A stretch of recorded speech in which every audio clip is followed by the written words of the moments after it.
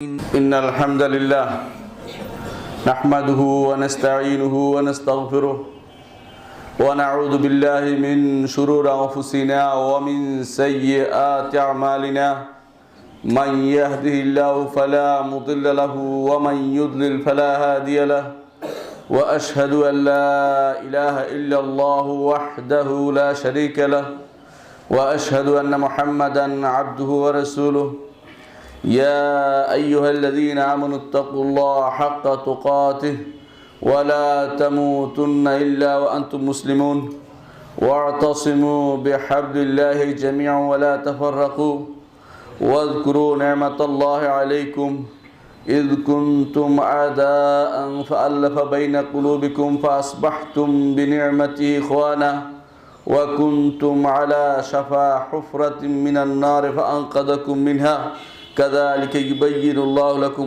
آياته لعلكم تهتدون يا أيها الذين آمنوا اتقوا الله ولتنظر نفس ما قدمت لغد واتقوا الله إن الله بما تعملون خبير يا أيها الذين آمنوا قوا أنفسكم وأهليكم نارا وقودها الناس والحجارة عليها ملائكة غلاظ شداد لا يعصون الله ما أمرهم ويفعلون ما يؤمرون أما بعد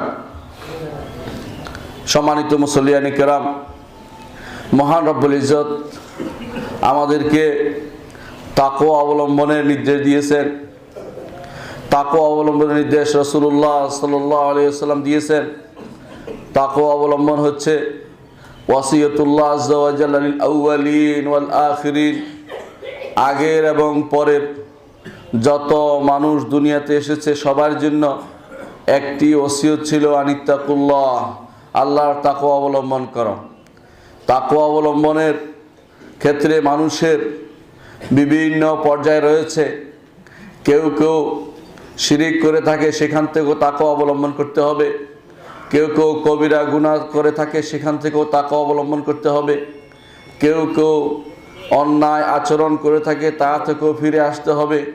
কেউ বা আল্লাহ তাআলার অপছন্দনীয় জিনিস করে থাকে, তা থেকেও ফিরে আসতে হবে। তাকওয়ার অর্থই হচ্ছে যে এমন জায়গায় অবস্থান করা, যেই জায়গায় অবস্থান করার মধ্যে আল্লাহ তাআলার সন্তুষ্টি রয়েছে। দুনিয়ার বুকে চলার ক্ষেত্রে আপনার সামনে কণ্টকাকীর্ণ রাস্তা যখন দেখবেন, সেই রাস্তায় আপনি কিভাবে চলবেন আপনি নিজে জানেন যে আপনি কাপড় গুটিয়ে চলে থাকেন। সেভাবে দুনিয়াতে প্রত্যেকটি পদক্ষেপে আমাদের তাকওয়ার প্রয়োজন রয়েছে। যখন ঘর থেকে বের হব সকালবেলা, তখন থেকে সন্ধ্যা ঘরে ফেরা পর্যন্ত অন্তরের তাকওয়া রয়েছে, মুখের তাকওয়া রয়েছে, আমলের কর্মকাণ্ডের তাকওয়া আমাদের মধ্যে অবলম্বন করতে হবে। কারণ এর মাধ্যমে হয় সে মুতিকুন নাফসাহু, নিজেকে স্বাধীন করে, অথবা আও মুবিকুহা, নিজের নফসকে ধ্বংস করে দেয়। এই জন্য একজন মানুষ কিভাবে মুত্তাকি হতে পারে, আল্লাহ তাআলা কোরআনে কারীমে তার কিছু বর্ণনা দিয়েছেন। রাসূলুল্লাহ সাল্লাল্লাহু আলাইহি ওয়াসাল্লাম সেটার ব্যাখ্যা করেছেন। আমি আজকে শুধু এমন কিছু কবিরা গুনার আলোচনা করব, যেই কবিরা গুনাহগুলো আমাদের সমাজকে বিনষ্ট করে দিচ্ছে, আমাদের মধ্যে তাকওয়া বিরোধী প্রবণতা তুলে ধরছে, এবং যেগুলো যদি যথাযথ আপনি দেখবেন, যেগুলো আলোচনা আমি করব ইনশাআল্লাহ, সেগুলো যদি যথাযথভাবে আপনি দেখাশোনা করেন, নিজেকে রক্ষা করেন, সেগুলো থেকে ইনশাআল্লাহ আমরা মুত্তাকিদের অন্তর্ভুক্ত হতে পারবো।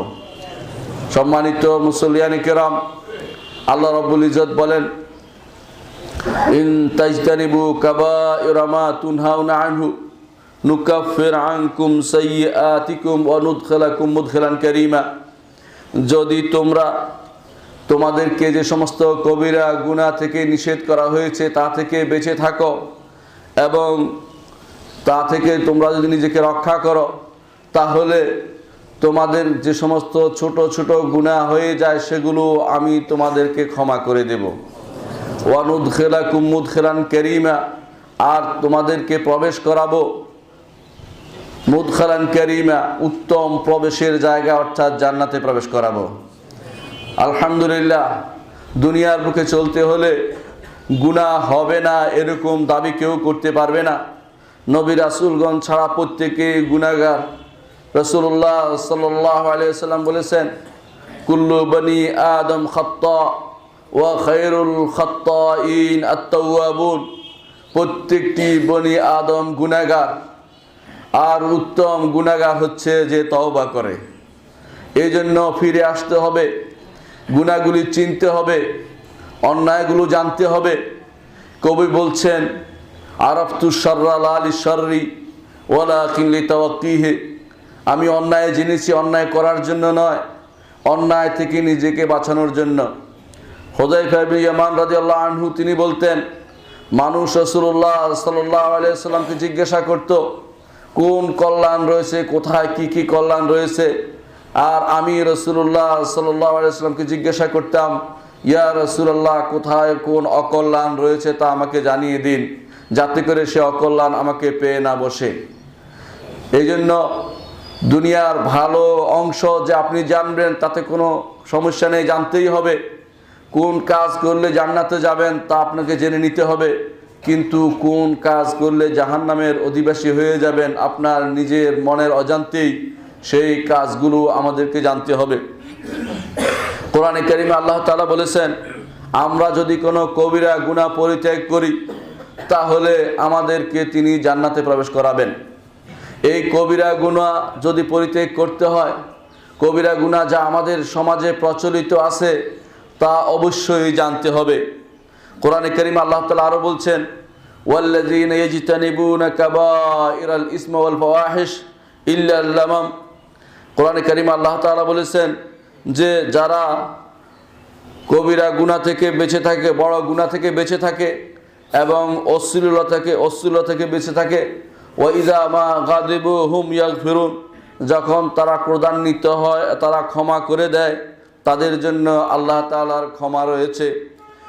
অনুরূপভাবে আল্লাহ তাআলা কোরআনে কারিমে বলছেন, আল্লাযীনা ইয়াজতানিবুনা কাবাইরাল ইসমা ওয়াল ফাওয়াহিশ ইল্লা লামামা, যারা কবিরা গুনাহ থেকে বেঁচে থাকে এবং অশ্লীলতা থেকে বেঁচে থাকে, তবে যা ছোট গুনাহ হয়ে যায় সেগুলো তাদের জন্য ধর্তব্য হবে না। অর্থাৎ যদি কেউ কবিরা গুনাহ থেকে বাঁচতে পারে, ছোট গুনাহগুলো আল্লাহ তাআলা ক্ষমা করে দিবেন। এই কবিরা গুনার বিষয়টি যদি ক্ষমা না চাই কি হবে আল্লাহ তাআলা বলে দিয়েছেন। হাসরের মাঠে প্রত্যেকটি মানুষ দেখতে পাবে তার আমল নামায় ছোট বড় সব ধরনের গুনাহ লিপিবদ্ধ করা আছে। তখন সে বলতে থাকবে, মা লিহাযাল কিতাব লা ইউগাদিরু সগীরাতান ওয়ালা কাবীরাতান ইল্লা আহসাহা। হায় রে, এই আমল নামার কি হলো, এই কিতাবের কি হলো, ছোট বড় সবই তো লিখে রেখেছে, কোনো কিছুই তা থেকে বাদ পড়েনি। এই জন্য আল্লাহ তাআলা কোরআনে কারীম বলেছেন, লাকাদ আহসাহুম ওয়া আদ্দাহুম আদ্দা ওয়া কুল্লুহুম আতিহি ইয়াউমাল কিয়ামাতি ফারদা। আল্লাহর কাছে প্রত্যেকে একা একা যাবেন। আর যে বন্ধু আপনাকে অন্যায় কাজে প্রবৃত্ত করছে, অন্যায়ের প্রতি উৎসাহ দিচ্ছে, সেদিন তারা পালিয়ে যাবে। আল্লাহ তাআলা বলছেন, আল আখিল্লাউ বা'দুহুম ইয়াউমাইদিন বা'দুন লিবা'দিন আদুউন ইল্লাল মুত্তাকুন। নেককার বান্দারা ছাড়া সেদিন বন্ধুত্ব থাকবে না, বন্ধুরা শত্রুতে পরিণত হয়ে যাবে, বন্ধুরা তখন শত্রুতে পরিণত হয়ে যাবে। সেই জন্য দুনিয়ার বুকে ভালো মন্দ চিনে আমাদের দুনিয়ার বুকে অবস্থান করা দরকার। আল্লাহ তাআলা দুনিয়ার বুকে আমাদেরকে কয়েক প্রকারে আমাদেরকে তার নিয়মে বেঁধে দিয়েছেন। আপনি হয়তো মনে করতে পারেন যে আমাকে কে দেখছে, অন্যায়ের মাঝে অন্যায় করছি রাতের অন্ধকারে, কিন্তু রাতের অন্ধকারেও আল্লাহ তাআলা দেখতে পান, তার কাছে কোনো কিছু গোপন নেই।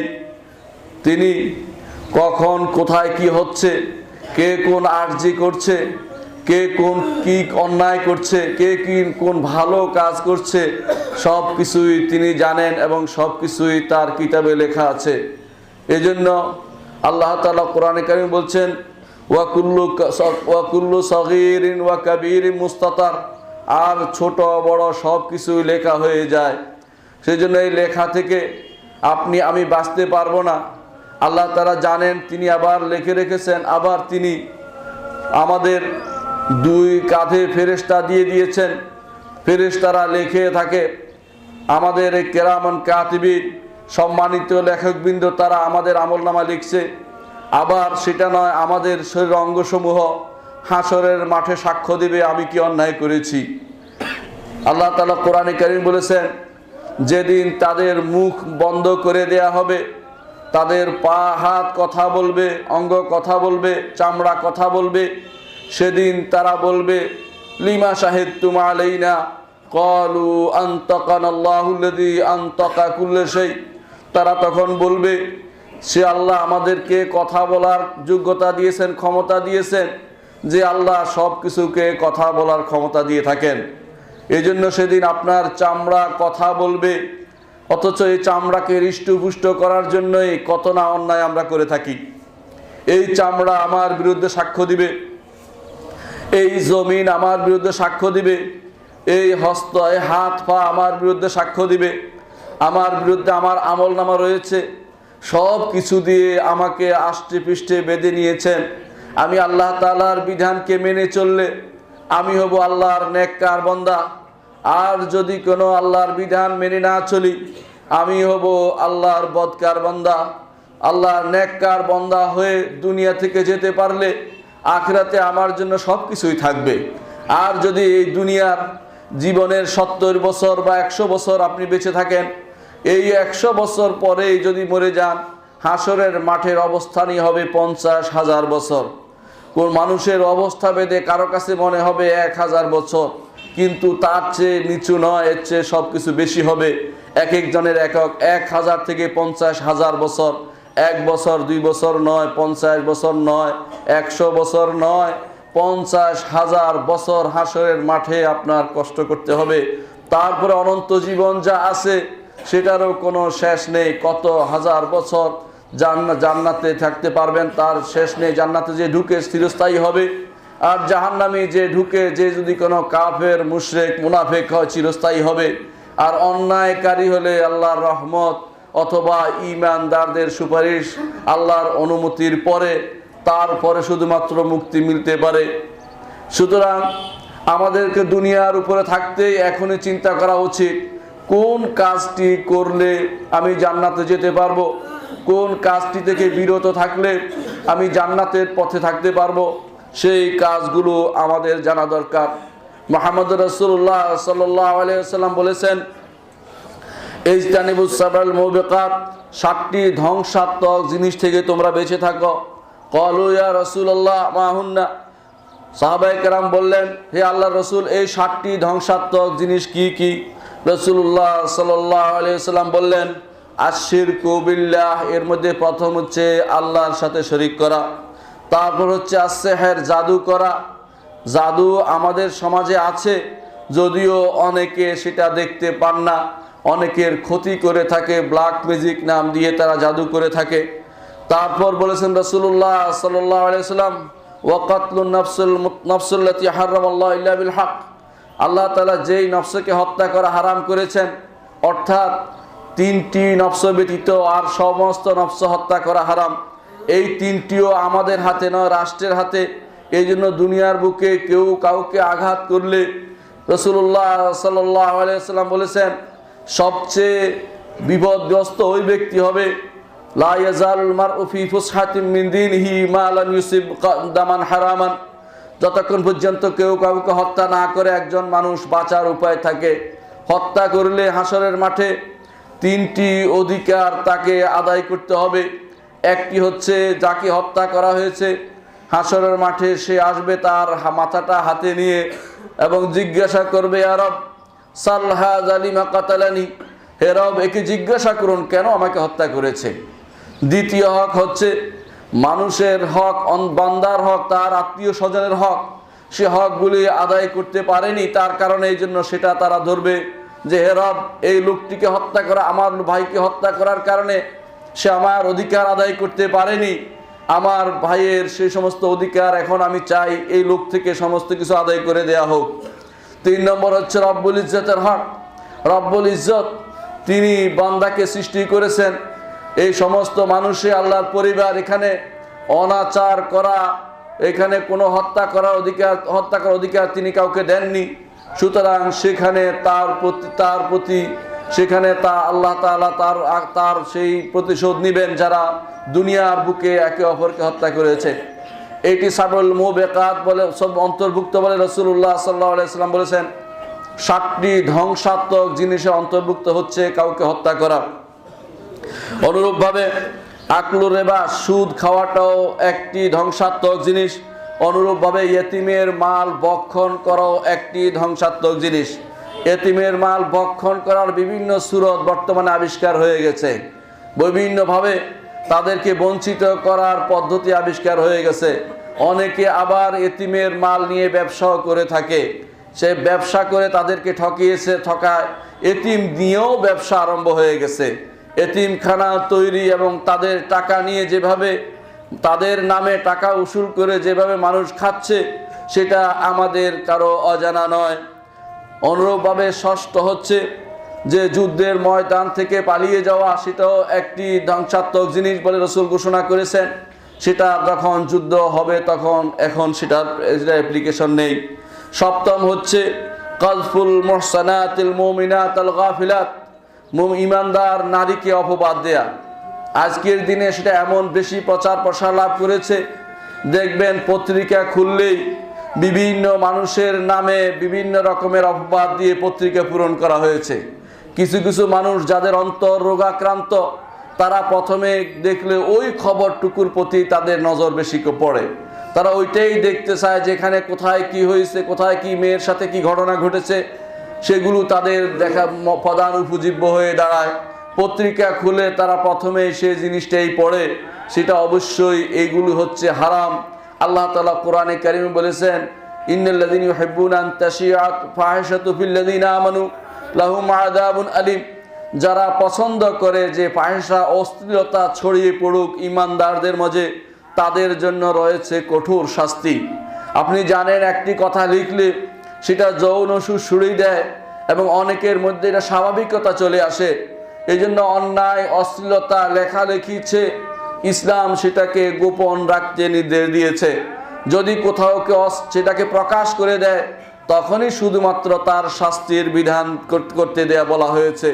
সুতরাং খুঁটিয়ে খুঁটিয়ে কারো বিরুদ্ধে গোয়েন্দাগিরি করে তার পরিবার এবং তার অবস্থান নষ্ট করে মেয়েদের বিরুদ্ধে, নারীদের বিরুদ্ধে কুৎসা রটনা করা, এটা সবচেয়ে ধ্বংসাত্মক একটি জিনিসের মধ্যে অন্তর্ভুক্ত বলে রাসূলুল্লাহ সাল্লাল্লাহু আলাইহি ওয়াসাল্লাম ঘোষণা করেছেন।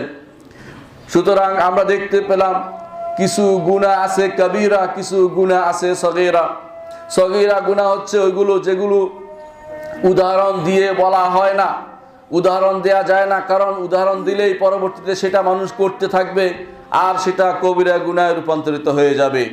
যে কোনো সগীরা গুনাহ বারবার করলে সেটা কবিরা হয়ে যায়, বড় গুনাহ হয়ে যায়।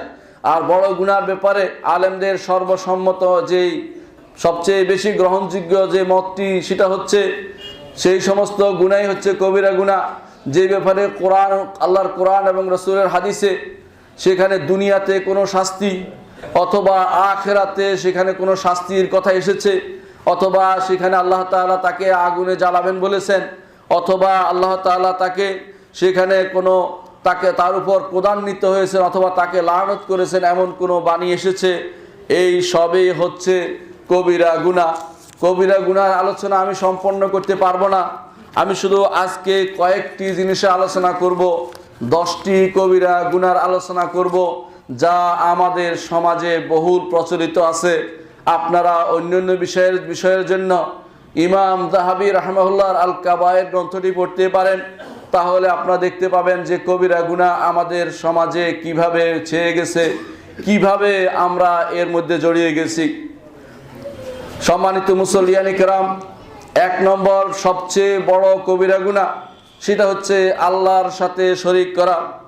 আল্লাহ তাআলা শিরক লা যুলমুন আযীম, হে প্রিয় বৎস, আল্লাহর সাথে শরীক করো না, নিশ্চয়ই শিরক হচ্ছে সবচেয়ে বড় জুলুম। এই জুলুম আল্লাহর সাথে, কারণ আল্লাহ তাআলা আমাদেরকে সৃষ্টি করেছেন, তার দাবি হচ্ছে একমাত্র তারই ইবাদত করা। যদি আল্লাহর ইবাদত না করে অন্যের ইবাদত করি, অথবা আল্লাহর ইবাদতের সাথে অন্য কাউকে শরীক করি, অথবা আল্লাহ তাআলার যে সমস্ত বিশেষত্ব আছে তা অন্যকে দান করি, আল্লাহ তাআলার যে রুবুবিয়তের বিশেষত্ব অথবা আসমা সিফাত আছে তা অন্য কাউকে দিয়ে দেই, সেটাই হবে শিরিক। এই শিরিক সবচেয়ে বড় জুলুম বলে আল্লাহ তাআলা ঘোষণা করেছেন। কোরআনে কারিমে আল্লাহ তাআলা আরো বলেন, ইন্নাল্লাহা লা ইয়াগফিরু আন ইউশরাকা বিহি ওয়া ইয়াগফিরু মা দুনা যালিকা লিমান ইয়াশা। আল্লাহ তাআলা তিনি যে শরীক করবে, আল্লাহর সাথে শিরিক করবে, তাকে ক্ষমা করবেন না। আর এর বাইরে যা আছে, যাকে ইচ্ছা তিনি তাকে ক্ষমা করবেন। স্বাভাবিকভাবে ক্ষমা পেয়ে যাবে এরকম নয়, সবে আল্লাহর ইচ্ছার অধীন থাকবে। কিন্তু শিরিক করলে তিনি চিরস্থায়ী জাহান্নামের টিকিট কিনে নিলেন। যদি না তওবা করে ফিরে আসেন তাহলে তার জান্নাতে যাওয়ার কোনো সুযোগ নেই। কোরআনে কারিমে আল্লাহ তাআলা আরো বলেছেন, ওয়ামান ইউশরিক বিল্লাহি ফাকান্নামা খাররা মিনাস সামাই ফাতাখতাফুহু আত-তায়রু আও তাহবি বিহি আর-রিহু ফি মাকানিন সাহিক। যে কেউ আল্লাহর সাথে শরীক করবে, সে যেন উঁচু জায়গা থেকে, আকাশ থেকে পড়ে যাচ্ছে, আর পাখি তাকে ছিন্ন ভিন্ন করে নিয়ে যাচ্ছে, অথবা বাতাস তাকে এমন জায়গায় নিয়ে গেছে যেখান থেকে তার বের হওয়ার কোনো পথ নেই, দূরবর্তী কোনো জায়গাতে। অর্থাৎ ঈমান যার আছে, সে আল্লাহর সাথে তার সম্পর্ক রয়ে গেছে, সেটাই হচ্ছে হাবলুল্লাহিল মামদুদ। দুনিয়া থেকে আল্লাহ পর্যন্ত রশি যেন টেনে দেওয়া হয়েছে। যখনই আমি সুবহানাল্লাহ বলবো, আলহামদুলিল্লাহ বলবো, আল্লাহু আকবার বলবো, লা ইলাহা ইল্লাল্লাহ বলবো, সেই রশি বেয়ে সেই ঈমানের সওয়াব পৌঁছতে থাকবে। আর যখনই শিরিক করব, রশি কেটে দেয়া হয়ে গেছে, সে পড়ে গেছে, এত দ্রুত পড়ে যাবে, এত খারাপভাবে পড়ে যাবে। আল্লাহ তাআলা এই আয়াতে তার একটি দৃশ্য আমাদেরকে দেখিয়েছেন। দ্রুত পড়ে গেছে, ফাকা আন্নামা খাররা মিনাস সামা। আকাশ থেকে পড়া আর সাধারণ কিছু থেকে পড়া একরকম নয়। বহু উপর থেকে আপনি যখন পড়ে যাবেন, আপনি নিজেকে নিয়ন্ত্রণ করতে পারবেন না। নিচে পড়লে হাড় গোড় ভেঙে যাবে, কিছুই অবস্থান করতে পারবেন না, কিছুই করতে পারবেন না। তাছাড়া যদি কোনো আবার গর্তে পড়ে যান, সেখান থেকে উঠতে পারবেন না। আর যদি পথিমধ্যে আপনার উপর কেউ আক্রমণ করে বসে, সেটাও আরও মারাত্মক হবে, কারণ আপনার আর তখন তাকে প্রতিরোধ করার কোনো অবস্থা থাকবে না। সেই জন্য আল্লাহ তাআলা বলেছেন যে যে ব্যক্তি শিরিক করবে তার অবস্থা হবে এতই মারাত্মক। কোরআনে কারিমে আল্লাহ তাআলা আরও বলেছেন, কুল ইন্নামা আনা বাশারুম মিসলুকুম ইউহা ইলাইয়া আন্নামা ইলাহুকুম ইলাহুন ওয়াহিদ ফামান কানা ইয়ারজু লিকা রাব্বিহি ফালইয়ামাল আমালান সালিহান ওয়া লা ইউশরিক বিইবাদাতি রাব্বিহি আহাদা। বলুন, আমি তো তোমাদের মতোই একজন মানুষ, তবে আমার শ্রেষ্ঠত্ব হচ্ছে যে আমার কাছে ওহী প্রেরণ করা হয়। এই ওহী যে তোমাদের ইলাহ তো একজন ইলাহ, তোমাদের মধ্যে যে কেউ আল্লাহর সাথে সাক্ষাতের আশা করে, ফামান কানা ইয়ারজু লিকা রাব্বিহি, আল্লাহর সাথে সাক্ষাতের আশা আমরা সবাই করি, না করলেও সাক্ষাৎ হবে। অর্থাৎ আল্লাহর সামনে আমাদেরকে যেতেই হবে, কোনো দিন কোনো দিকে পালিয়ে যেতে পারবো না। এই কথা চিন্তা করার কোনো কারণ নেই যে আমার কোনো খোঁজ হবে না, আমি পালিয়ে যাব। কারণ আল্লাহ তাআলা কোরআনে কারীম বলেছেন, ইয়া মাশাল জিন্ন ওয়াল ইনস ইন ইসতাতাতুম আন তানফুযু মিন আকতারিস সামাওয়াতি ওয়াল আরদ ফানফুযু লা তানফুযুনা ইল্লা বিসুলতান। হে জিন এবং মানবরা, যদি পারো আসমান এবং জমিনের প্রান্তদেশ বেয়ে অন্যদিকে চলে যাও, যেতে পারবে না। সেখানে যেতে হলো আমার ক্ষমতাই ব্যবহার করবে, আর সেখানে যেখানে যাও সেটাও আমারই জায়গা। আল্লাহর জায়গার বাইরে কোথাও যেতে পারবেন না। আমাদের যাওয়ার কোনো জায়গা নেই। সলফে সালেহিনের একজনকে জিজ্ঞাসা করা হয়েছিল, বলছিল আমি গুনাহ করতে চাই। তিনি বলেছিলেন, তাহলে এমন জায়গায় যাও যেখানে আল্লাহর রাজত্ব নেই। আল্লাহর রাজত্ব থেকে আল্লাহর বিরুদ্ধে চলবে, সেটা কখন হতে পারে না।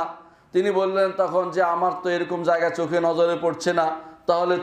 তখন তিনি বললেন, তাহলে তুমি আল্লাহর অবাধ্য হয়েও না। এই জন্য শিরিক করার কোনো সুযোগ নেই। আল্লাহ তাআলা বলেছেন, যদি তোমরা আল্লাহর সাথে সাক্ষাতের আশা রাখো, আল্লাহর সাথে সাক্ষাৎ হবেই। ভালো সাক্ষাৎ যদি হয়, জান্নাতে আল্লাহকে দেখতে পাবো।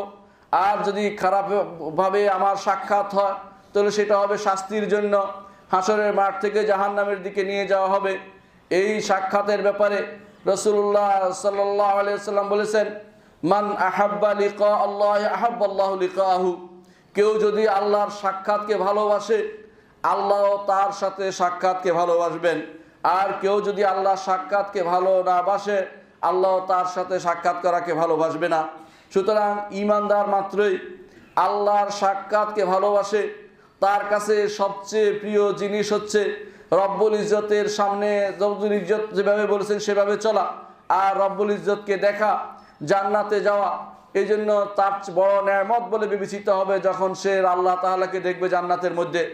সেই সাক্ষাতের জন্য তৈরি হতে হলে দুটি জিনিস করতে বলা হয়েছে। একটি হচ্ছে ফালিয়ামাল আমালান সালিহা, সৎ আমল, নেক আমল করার কথা বলা হয়েছে।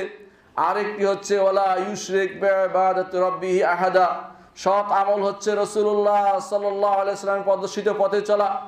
আর দ্বিতীয়টি হচ্ছে আল্লাহর সাথে কাউকে শরীক না করা। আল্লাহর সামনে যেতে হলে দুটি জিনিসের ফয়সালা নিয়ে যেতে হবে। একটি হচ্ছে কার ইবাদত করেছি, দ্বিতীয়টি হচ্ছে কিভাবে সে ইবাদত করেছি।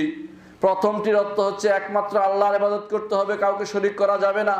দ্বিতীয়টি অর্থ হচ্ছে মুহাম্মদুর রাসূলুল্লাহ সাল্লাল্লাহু আলাইহি ওয়াসাল্লামের প্রদর্শিত পথেই আল্লাহর ইবাদত করতে হবে।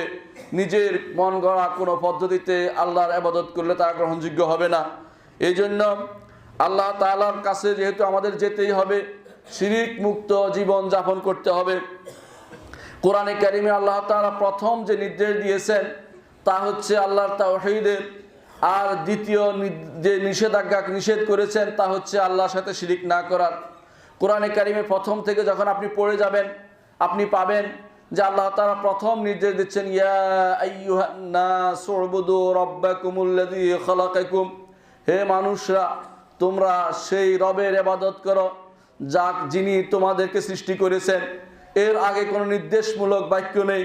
কোরআনে কারিমের প্রথম থেকে এ পর্যন্ত আলোচনা চলে আসছে, কিন্তু এখানে এসে নির্দেশ দিয়েছেন যে যেই আল্লাহ তোমাদের সৃষ্টি করেছেন, যে আল্লাহ আকাশ থেকে তোমাদের রিজিক দেন, বৃষ্টি দেন, যে আল্লাহ তোমাদেরকে প্রতিপালন করেন, সেই আল্লাহর ইবাদত করো। তারপর আয়াতে আল্লাহ তাআলা বলছেন ফালা তাজআলু লিল্লাহি আনদাদা ওয়া আনতুম তা'লামুন। দ্বিতীয় আয়াতে আল্লাহ তাআলা নিষেধ করেছেন, অর্থাৎ প্রথম আমর হচ্ছে আল্লাহর ইবাদত করা একমাত্র, আর দ্বিতীয় নিষেধ হচ্ছে যে আল্লাহর সাথে কাউকে শরীক করা যাবে না। সুতরাং দুনিয়ার বুকে আপনার আমার প্রথম কাজ হবে তাওহীদ প্রতিষ্ঠা করা, আর দ্বিতীয় অংশ হচ্ছে এই তাওহীদ প্রতিষ্ঠা তখনই হবে যখন আল্লাহর সাথে কাউকে আমরা শরীক করব না। আল্লাহ তাআলা কোরআনে কারীম আলো বলেছেন ওয়ামিনান নাসি মান ইয়াত্তাখিযু মিন দুনিল্লাহি আনদাদান ইউহিব্বুনাহুম কাহুব্বিল্লাহ, মানুষের মধ্যে কিছু মানুষ আছে যারা আল্লাহ ব্যতীত অন্য অনেকগুলো বন্ধু নিয়ে নিয়েছে, অভিভাবক নিয়ে নিয়েছে, যাদেরকে তারা আল্লাহর মতো ভালোবাসে। ইউহিব্বুনাহুম কাহুব্বিল্লাহ ওয়াল্লাযীনা আমানু আশাদ্দু হুব্বান লিল্লাহ, যারা ঈমান এনেছে তা আল্লাহকে বেশি ভালোবাসে। যে যেটা বেশি ভালোবাসে সেটার চর্চা করে, দুনিয়াতে যে যেটা বেশি ভালোবাসে তার কথা শুনে চলে। দুনিয়ার বুকে আপনি কার অনুসরণ করে চলছেন তা বোঝা যাবে আপনার আচার আচরণে, কথাবার্তায়। আপনি কার কথা শুনে চলছেন তা অনুসারে বোঝা যাবে আসলে আপনি কার ইবাদত করছেন। আল্লাহ তাআলা কোরআনে কারিমে আরো বলছেন ওয়াবুদুল্লাহ ওয়ালা তুশরিকু বিহি শাইআন, একমাত্র আল্লাহর ইবাদত করো, তার ইবাদতের সাথে কাউকে শরীক করো না। আল্লাহ তাআলা আরো বলছেন কুল ইন্নামা হাররামা রাব্বিয়াল ফাওয়াহিশা মা যাহারা মিনহা ওয়া মা বাতান, বলুন হে নবী আল্লাহ তো শুধুমাত্র হারাম করেছেন অশ্লীলতা, যা প্রকাশ পেয়েছে এবং যা গোপন রয়েছে, ওয়াল ইসমা এবং গুনার কাজকে, ওয়াল বাগিয়া বেগাইরিল হককে অন্যায়ভাবে সীমা লঙ্ঘন করাকে আল্লাহ তাআলা বিদ্রোহ করাকে আল্লাহ তাআলা হারাম ঘোষণা করেছেন। ওয়া আন তুশরিকু বিল্লাহি মা লাম ইউনাজ্জিল বিহি সুলতানা, আর আল্লাহর সাথে কাউকে শরীক করাকে তিনি হারাম ঘোষণা করেছেন। ওয়া আন তাকুলু আলাল্লাহি মা লা তা'লামুন, না জেনে আল্লাহর উপর কথা বলা সেটাও আল্লাহ তাআলা হারাম ঘোষণা করেছেন। না জেনে আল্লাহ তাআলার কথা বলার মধ্যে রয়েছে অনেকেই বলে এইটা হালাল এইটা হারাম, অথচ সে জানে না, অথচ তার কাছে কোনো প্রমাণ নেই। এইভাবে না জেনে হালাল হারামের ফতোয়া বসিয়ে দেয়া, বিনা কারণে দলিল না দিয়ে কথাবার্তা বলা, বিভিন্ন মুফতি সেজে বসে যাওয়া, হাজার হাজার ডজন খানেক মুফতির অভাব নেই, শরীয়তের বিধান সম্পর্কে কোরআন এবং সুন্নাহ তাদের কোনো জ্ঞান নেই, অথচ তারা ফতোয়া দিয়ে বেড়াচ্ছে, অথচ অন্যায় করে বেড়াচ্ছে। আমাদের চোখের সামনে তাদের হারাম সুস্পষ্ট, অথচ তারা নিজেরা বড় বড় মুফতি সেজে বসেছে। আল্লাহ তাআলা এদের সম্পর্কে বলেছেন ওয়া আন তাকুলু আলাল্লাহি মা লা তা'লামুন, আল্লাহর উপর না জেনে কথা বলা এটা বড় গুনাহ। ইমাম ইবনুল কাইয়িম রাহমাতুল্লাহ আলাইহি তার একটি কিতাব লিখেছেন ইলামুল মুওয়াক্কিঈন, অর্থই হচ্ছে যে যিনি আল্লাহর পক্ষ থেকে দস্তখত করবেন তাকে তিনি জানিয়ে দিচ্ছেন তার কি কি নীতি অবলম্বন করা উচিত। তিনি হচ্ছেন মুফতি। ফতোয়া দেওয়ার ক্ষেত্রে আল্লাহ তাআলার উপর জেনে শুনে কথা বলতে হবে। আল্লাহ তাআলা কোরআনে কারীম বলেছেন ওয়ালা তাকুলু লিমা তাসিফু আলসিনাতুকুম হাদা হালাল ওয়া হাদা হারাম, মিথ্যাভাবে তোমরা কোনো কিছুকে হালাল হারাম বলো না। লিতাফতারু আলাল্লাহিল কাযিব, আল্লাহর উপর মিথ্যা ইফতিরা হয়ে যাবে, মিথ্যা অপবাদ দেয়া হবে। সুতরাং কখনো শিরকের কাছাকাছি যাওয়া যাবে না। আল্লাহ তাআলা কোরআনে কারীমে আরো বলেছেন ওয়ালাউ আশরাকু লাহাবিতা আনহুম মা কানু ইয়ামালুন, আল্লাহ তাআলা নবী রাসূলদের উল্লেখ করেছেন, তারপর বলেছেন যদি তারা শিরক করত, নবী রাসূলরা শিরক থেকে উঠবে, কিন্তু বলছেন যদি করত তাদের পূর্ববর্তী সমস্ত আমল বিনষ্ট হয়ে যেত। কোরআনে কারীমে আল্লাহ তাআলা বলছেন ইন্নাল্লাযীনা কাফারু মিন আহলিল কিতাবি ওয়াল মুশরিকিনা ফি নারি জাহান্নাম, যারা কুফরি করেছে আহলে কিতাবদের মধ্যে অনেকে দেখা যায় যারা আহলে কিতাব অথবা কাফের হিন্দু এদেরকে কাফের বলতে নারাজ, অথচ আল্লাহ তাদেরকে কাফের বলেছেন। এরা কাফের অর্থই অস্বীকারী। যদি তারা ঈমানদার হয় আমাদের কোনো আফসোস নেই, কিন্তু তারা তো ঈমানদার নয়, আল্লাহ তাদের কাফের ঘোষণা করেছেন। আমাদের অবস্থা এমন দাঁড়িয়েছে আমরা নিজের ঈমান নিয়ে এতই শঙ্কিত হয়ে গেছি যে কাফেরকে কাফের বলতেও আমাদের দ্বিধা হয়। কাফেরকে কাফের বললে না জানি ওরা অসন্তুষ্ট হয়ে যায়, যদি অসন্তুষ্ট হয়ে যায় তারা ঈমান আনুক, আমরা সেটা বলতে রাজি আছি, অথচ আল্লাহ তাআলা তাদের কাফের ঘোষণা করেছেন। আল্লাহ তাআলা বলছেন আহলে কিতাব এবং মুশরিকদের মধ্যে যারা কুফরি করেছে তারা জাহান্নামে চিরস্থায়ীভাবে থাকবে। উলাইকা হুম শাররুল বারিয়া, আল্লাহর সৃষ্টিকুলের মধ্যে তারা সবচেয়ে নিকৃষ্টতম। রাসূলুল্লাহ সাল্লাল্লাহু আলাইহি ওয়াসাল্লামকে জিজ্ঞাসা করা হয়েছিল আইয়ুদ্দামবে আদম, সবচেয়ে বড় গুনাহ কোনটি? রাসূলুল্লাহ সাল্লাল্লাহু আলাইহি ওয়াসাল্লাম বলেছেন আনতা জাআলা লিল্লাহি নিদ্দান ওয়া হুয়া খালাকাকা, সবচেয়ে বড় গুনাহ হচ্ছে আল্লাহর জন্য নিদ সাব্যস্ত করা, অর্থাৎ আল্লাহর অনুরূপ কাউকে সাব্যস্ত করা, অথচ তিনি তোমাকে সৃষ্টি করেছেন। আল্লাহ আমাকে সৃষ্টি করেছেন, সুতরাং আমার ইবাদত আমার যাবতীয় কর্মকাণ্ড একমাত্র আল্লাহর দিকে যাবে।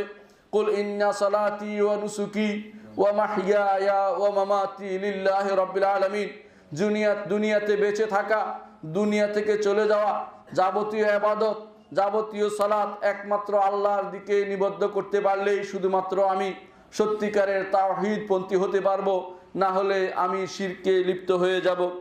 রাসূলুল্লাহ সাল্লাল্লাহু আলাইহি ওয়াসাল্লামকে আরও জিজ্ঞাসা করা হয়েছিল বে আকবরিল কাবায়ের, সবচেয়ে বড় কবিরা গুনাহ কোনটি? রাসূলুল্লাহ সাল্লাল্লাহু আলাইহি ওয়াসাল্লামকে এই প্রশ্ন সাহাবী 3 বার করেছেন। তো সাহাবীকে রাসূলুল্লাহ সাল্লাল্লাহু আলাইহি ওয়াসাল্লাম বলেছেন 3 বার যে আমি কি তোমাদেরকে, সাহাবীদেরকে রাসূলুল্লাহ সাল্লাল্লাহু আলাইহি ওয়াসাল্লাম বলেছেন 3 বার আমি কি তোমাদেরকে সবচেয়ে বড় কবিরা গুনাহ কি তা জানিয়ে দেব না? সাহাবায়ে কেরাম বললেন বালা ইয়া রাসূলুল্লাহ, আল্লাহ রাসূল অবশ্যই জানিয়ে দিবেন। রাসূলুল্লাহ সাল্লাল্লাহু আলাইহি ওয়াসাল্লাম বললেন আল ইশরাকু বিল্লাহ, আল্লাহর সাথে শরীক করা। তারপর তিনি বললেন ওয়া উকুকুল ওয়ালিদাইন, পিতা মাতার অবাধ্য হওয়া। তারপর তিনি বললেন 3 নম্বর ওয়া শাহাদাতু জুর, মিথ্যা সাক্ষী দেয়া। রাসূলুল্লাহ সাল্লাল্লাহু আলাইহি ওয়াসাল্লাম আরো বলেছেন লা তুশরিক বিল্লাহ ওয়া ইন কুতিলতা ওয়া হুররিতা, আল্লাহর সাথে কাউকে শরীক করিও না, যদিও তোমাকে পুড়িয়ে দেয়া হয় অথবা তোমাকে হত্যা করা হয়। এই জন্য ঈমানের মূল্য সবচেয়ে বেশি। আপনারা দেখুন কিভাবে সাহাবায়ে কেরাম ঈমানের উপর অটল ছিলেন, কিভাবে ঈমানের উপর অটল ছিল যে যাকে বাদশাহ বলে বাদশাহ তার জাদুকর দিয়ে পরীক্ষা করিয়েছিলেন, কিন্তু ঈমানের উপর সে অটল ছিল। আপনারা দেখুন রাসূলুল্লাহ সাল্লাল্লাহু আলাইহি ওয়াসাল্লাম এই ঈমানের জন্য কিভাবে কষ্ট করেছেন। তিনি এই ঈমানের জন্য সারাটা জীবন এই ঈমানের জন্য ব্যয় করেছেন, এই ঈমান রক্ষার্থে যুদ্ধ করেছেন। ঈমানের জন্য তার আত্মীয় স্বজন শত্রু হয়ে গিয়েছিল, এই ঈমানের জন্যই তারা তাকে ছেড়ে চলে গিয়েছিল এবং 3টি বছর তাকে জেলখানায় আটকে রেখেছেন। সেই জেলখানা বর্তমান জেলখানা নয়, খাবারও দেয়া হতো না। তারা এই পাহাড়ের মধ্যে তারা সেখানে তাকে আটকে রেখেছিল তার পরিবার সহ, এবং সেখানে তারা কান্নাকাটি করত, আর কাফেররা বাইরে থেকে সেটা শুনে হাসাহাসি করত। আল্লাহু আকবার। ঈমান রক্ষার্থে শিরিক থেকে মুক্ত জীবন যাপনের জন্য রাসূলুল্লাহ সাল্লাল্লাহু আলাইহি ওয়াসাল্লাম সহ পূর্ববর্তী সমস্ত রসুলরা তাদের জীবন ব্যয় করেছেন। এই ঈমানের জন্য আমাদের প্রচেষ্টা চালাতে হবে। মনে রাখবেন, যেই কোনো সময় শিরিক হয়ে যেতে পারে, পাহারা বসাতে হবে আমাদের ঈমানের চারপাশে, যেন কোনোভাবেই শিরিক আমাদের ঈমানের ভিতরে প্রবেশ করতে না পারে। দ্বিতীয় যে কবিরা গুনাহটির কথা এখন আমি আলোচনা করব তা হচ্ছে যে অনেক এই বিষয়টা নারীদের সাথে সম্পৃক্ত। নারীরা খোলামেলা যেভাবে চলাফেরা করে, এটা শরীয়তে নিষিদ্ধ। রাসূলুল্লাহ সাল্লাল্লাহু আলাইহি ওয়াসাল্লাম তা থেকে নিষেধ করেছেন। কোরআনে কারিমে আল্লাহ তাআলা বলেছেন, ইয়া আইয়ুহাল্লাযীনা আমানু লা তাত্তাবিউ খুতুওয়াতিশ শাইতান ওয়া মান ইয়াত্তাবি' খুতুওয়াতিশ শাইতান ফাইন্নাহু ইয়া'মুরু বিল ফাহশা ওয়াল মুনকার। হে ঈমানদারগণ, শয়তানের পদাঙ্ক অনুসরণ করো না। শয়তানের পদাঙ্ক অনুসরণ করলে সে তো শুধুমাত্র তোমাদেরকে নির্দেশ দিবে, অন্যায় অশ্লীল কাজের দিকে তোমাদেরকে নির্দেশ দিবে। এই অন্যায় অশ্লীলতার মধ্যে একটি হচ্ছে মেয়েদেরকে বের করে দেয়া, ঘরের বাইরে তাদেরকে চলতে দেয়া, কোনো রকমের বাধা ছাড়া, পর্দা ছাড়া তাদেরকে চলতে দেয়া, এটা শরিয়া বিরোধী। কারণ রাসূলুল্লাহ সাল্লাল্লাহু আলাইহি ওয়াসাল্লাম বলেছেন, আল মারআতু আওরা ফাইজা খারাজাত ইস্তাশরাফাহা শাইতান। যখন রাসূল বলেছেন যে একজন মহিলা হচ্ছে ঢেকে রাখার জিনিস, যখন সে বের হয়, যখন সে নিজেকে মুক্ত করে দেয়, তখন শয়তান ইস্তাশরাফাহা শয়তান তার দিকে উকি মারে। এর অর্থ হচ্ছে এই অবস্থা অবলম্বন করা গুনার কাজ। বর্তমানে এই কথা বলতে গেলেই আপনাকে বলবে যে আপনি নারী বিরোধী, আপনি নারীদের বিরুদ্ধে চলছেন, নারী স্বাধীনতা বিরোধী, বিভিন্ন কথা আপনাকে বলা হবে। কিন্তু আল্লাহর কথা সবার উপরে স্থান দিতে হবে। লা তাআতা লি মাখলুকিন ফি মাসিয়াতিল খালিক। স্রষ্টার অবাধ্য হয়ে সৃষ্টির কারো আনুগত্য করা বৈধ নয়। কিভাবে আমাদের নারীরা আজ পর্দার বাইরে চলে যাচ্ছে, আমি কয়েকটি উদাহরণ দেব। দেখা যায় অনেক সময় আপনি দেখতে পাচ্ছেন আপনার মেয়ে ছেলে এদের একে অপরের সাথে কথা বলছে। কখনো কখনো দেখবেন যে ছেলে মেয়েরা একসাথে কথা বলছে যারা মাহরাম নয়, তারপরও আপনি কিছু বলেন না। একান্ত হচ্ছে শরীয়তে এটা হারাম। কারণ রাসূলুল্লাহ সাল্লাল্লাহু আলাইহি ওয়াসাল্লাম বলেছেন, লা ইয়াখলুওয়ান্না রাজুলুম বিমরাআতিন ইল্লা ওয়াশ শাইতানু সালিসুহুমা। কোনো নারী যখন পুরুষের সাথে একান্তে একত্রিত হয়, শয়তান তখন তৃতীয় ব্যক্তি হয়ে দাঁড়ায়, তৃতীয় জন হয়ে দাঁড়ায়। রাসূলুল্লাহ সাল্লাল্লাহু আলাইহি ওয়াসাল্লাম আরও বলেছেন, লা ইয়াদখুলান্না রাজুলুম বাদা ইয়াউমি হাযা আলা মুগায়্যাবাতিন ইল্লা ওয়া মাআহু রাজুলুন আও ইসনান। যে নারীর স্বামী দেশে নাই, যে নারীর স্বামী বাইরে আছে, ঘরের বাইরে আছে, সেই নারীর কাছে কোনো পুরুষ ঢুকতে রাসূলুল্লাহ সাল্লাল্লাহু আলাইহি ওয়াসাল্লাম নিষেধ করেছেন। তিনি বলেছেন, যদি ঢুকতে হয় একটা বিরাট গোষ্ঠী নিয়ে ঢুকতে হবে, কমপক্ষে এক বা আরেকজন সাথী নিয়ে ঢুকতে হবে। কিন্তু একাকী কোনো মহিলার ঘরে কোনো পুরুষের প্রবেশের অনুমতি নাই। অথচ আজ দেখা যায় দেবর ভাসুররা ঘরে থাকে, অনেক সময় এমন আত্মীয় স্বজন ঘরে থাকে, পরবর্তী সেখানে এমন ফিতনা তৈরি হয় যেই ফিতনা পরবর্তীতে তার নিবারণের কোনো উপায় থাকে না। কারণ আল্লাহর নির্দেশ বিরোধী কাজে তিনি লিপ্ত ছিলেন। সেই জন্য একান্তভাবে চলা এভাবে নিষেধ আছে শরীয়তে। এই বিষয়টি আমাদের নারীদের জানাতে হবে। অনেক সময় দেখা যায় যে লিফট উঠতেছে আর সেখানে একজন নারী একজন পুরুষ সেই লিফটে আছে, এইটাও অবৈধ। সময় করেন আপনি আগে যান অথবা নারীকে আগে যেতে দেন, এতটুকু বিষয় অবশ্যই মেনে নিতে হবে। কারণ লিফটের মধ্যে কোনো অঘটন ঘটে যাওয়া স্বাভাবিক কিছু নয়। শরীয়তে এই জাতীয় একাকিত্ব অবলম্বন করা বৈধ মনে করে না। দ্বিতীয় আরেকটি সূরত হচ্ছে কিভাবে বের হয়ে যাচ্ছে আমাদের নারীরা আজ এমন মেকআপ দিয়ে বের হচ্ছে যা রাসূলের যুগে খুশবু দেয়া থেকে আরও বেশি জঘন্য। রাসূলুল্লাহ সাল্লাল্লাহু আলাইহি ওয়াসাল্লাম খুশবু দিয়ে মহিলাদের বের হওয়া থেকে নিষেধ করেছেন। তিনি বলেছেন, আইয়ুমা ইমরাআতিন ইস্তাতারাত সুম্মা মাররাত আলাল কওমি লিয়াজিদু রিহাহা ফাহিয়া জানিয়া। যে মহিলা আতর মেখে বের হয়েছে পুরুষের মাঝে যে সুগন্ধি পাবে, সে এই আশায় সে হচ্ছে বেবিচারিণী।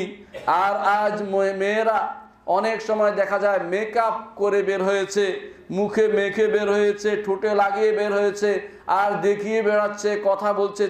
তারা কোনো লজ্জাহীনতা, তার লজ্জার কোনো বালাই তাদের মধ্যে নেই।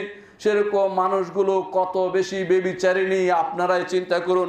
রাসূলুল্লাহ সাল্লাল্লাহু আলাইহি ওয়াসাল্লাম অনুরূপভাবে নিষেধ করেছেন। তৃতীয় যেটা দেখা যায় সবচেয়ে বেশি, রাসূল নিষেধ করেছেন যে কেউ যেন মাহরাম ব্যতীত, কোনো নারী যেন মাহরাম ব্যতীত সফর না করে। আজ দেখবেন দেশের আনাচে কানাচে ঘুরে বেড়াচ্ছে নারীরা, এমনভাবে চলাফেরা করছে যেন তাদের কোনো বাবা মা নেই, কোনো আত্মীয় স্বজন নেই, দেখার কেউ নেই। এ সমস্ত নারীরা আজ চাকরির নামে হারাম কাজে প্রবৃত্ত হচ্ছেন। তাদেরকে মাহরাম ব্যতীত চলার অনুমোদিত রাসূলুল্লাহ সাল্লাল্লাহু আলাইহি ওয়াসাল্লাম দেননি। রাসূল বলেছেন, লা ইয়াহলু লিমরাআতিন তু'মিনু বিল্লাহি ওয়াল ইয়াউমিল আখির তুসাফিরু মাসিরাতা ইয়াউমিন ইল্লা মা'a দি রাহমিন মাহরাম। রাসূলুল্লাহ সাল্লাল্লাহু আলাইহি ওয়াসাল্লাম বলেছেন, কোন নারীর জন্য বৈধ নয় যে নারী আল্লাহ এবং আখিরাতের উপর ঈমান রাখে সে একদিনের সফর করবে তার মাহরাম ব্যতীত। এটা তার জন্য বৈধ নয়, মাহরাম ব্যতীত সফর করা কখনো বৈধ নয়।